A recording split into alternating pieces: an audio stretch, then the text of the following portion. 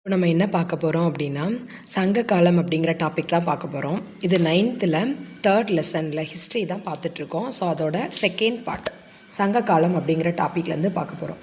3.1 மட்டும் பார்ட் 1ல் ஃபுல்லாக பார்த்துட்டோம்.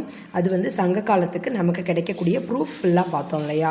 நாணயங்களாக இருக்கலாம், கல்வெட்டுகளாக இருக்கலாம், நம்மளோட இலக்கிய சான்றுகளாக இருக்கலாம், அதே மாதிரி வெளிநாட்டு அறிஞர்களோட இலக்கிய சான்றுகளாக இருக்கலாம். அதை ஃபுல்லாக ஒரே வீடியோவில் பார்த்துட்டோம். இப்போ சங்க காலம்னா என்ன அப்படிங்கிறத பார்க்க போகிறோம்.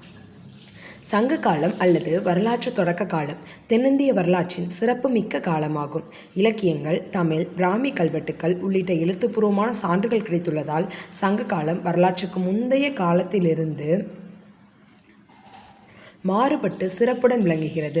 சங்க இலக்கிய தொகுப்பு அக்கால மக்களின் வாழ்க்கை முறை குறித்தும் சமூக அமைப்பு குறித்தும் அறிய உதவுகின்றது அப்படின்னு சொல்லிட்டாங்க. அதாவது சங்க காலம்னா என்னது அப்படின்னா வரலாற்றோட தொடக்க காலம், தென்னிந்திய வரலாற்றோட சிறப்புமிக்க காலம். இதை தான் நம்ம என்ன சொல்கிறோம், சங்க காலம்னு சொல்கிறோம். சங்க காலத்தை நம்ம என்னன்னு சொல்லிக்கலாம், வரலாற்றுக்கு ஒரு தொடக்க காலம் அப்படின்னு சொல்லிக்கலாம்.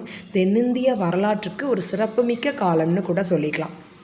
ஸோ அதுக்கு வந்து நல்ல ப்ரூஃபும் கிடச்சிருக்கு. சங்க காலம்னு ஒன்று இருந்துச்சு அப்படிங்கிறதுக்கு பெஸ்ட்டு ப்ரூஃப் எல்லாமே நம்ம பார்த்துட்டோம் ஆல்ரெடி. இலக்கியங்கள், தமிழ், பிராமி கல்வெட்டுக்கள், இது எல்லாமே எழுத்துப்பூர்வமான சான்றாகவே நமக்கு கிடச்சிருக்கு.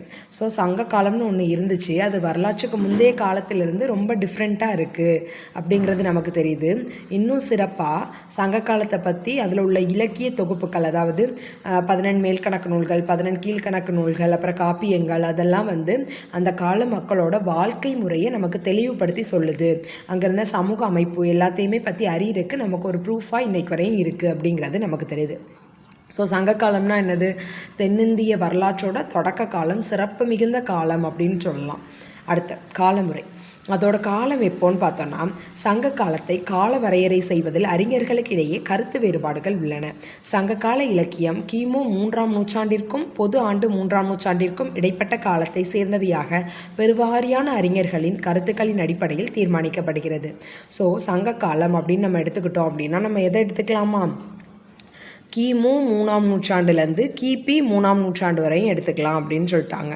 பொது ஆண்டுக்கு முன் 3ஆம் நூற்றாண்டிலிருந்து பொது ஆண்டு 3ஆம் நூற்றாண்டு வரையும் இருக்கிற காலத்தை தான் நம்ம என்ன சொல்கிறோம், சங்க காலம் அப்படின்னு சொல்கிறோன்றது தெளிவாகுது.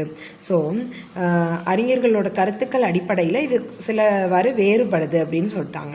அசோகருடைய கல்வெட்டுக்களில் காணப்படும் சேர, சோழ, பாண்டிய மன்னர்கள் குறித்த தகவல்களும் தமிழ் பிராமி கல்வெட்டுக்களும் கிரேக்க ரோமானிய குறிப்புகளும் இக்கால வரம்பை உறுதிப்படுத்துகின்றன. ஸோ இந்த காலம்தான் சங்க காலம் அப்படிங்கிறதுக்கு ஏதாவது ப்ரூஃப் இருக்கா அப்படின்னு பார்த்தோம்னா அசோகருடைய கல்வெட்டுக்கள்லேயே எனது சேர, சோழ, பாண்டிய